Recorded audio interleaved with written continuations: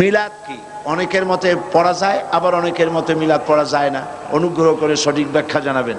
মিলাদটা রাসূলের যুগে ছিল না। মিলাদ মানে জন্ম, মৌলুদ থেকে মিলাদ। তখন এই মিলাদটা রাসূল করিম সাল্লাল্লাহু আলাইহি ওয়াসাল্লামের জন্ম বৃত্তান্ত।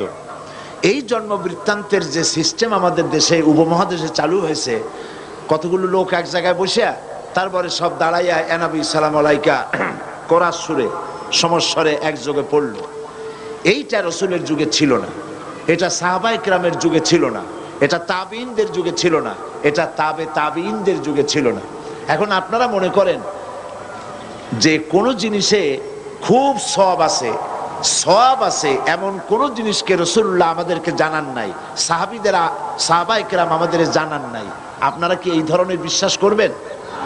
এরকম বিশ্বাস করবেন? যাতে সওয়াব আছে রাসূলুল্লাহ সব আমাদের জানাইছেন, সাহাবায়ে কেরাম আমাদের সব জানাইছেন। তো মিলাদে যদি সওয়াব থাকবে তো রাসূলুল্লাহ বললেন না কেন? সাহাবীদের চাইতে আমরা কি বেশি রাসূলুল্লাহকে ভালোবাসতে পারবো?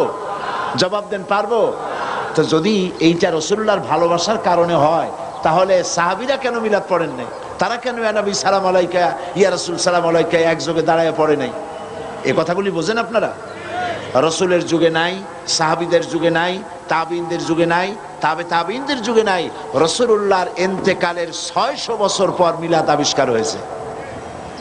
এইরকম একটা সুস্পষ্ট বিদআত মুসলমানদের পালন করা উচিত নয়।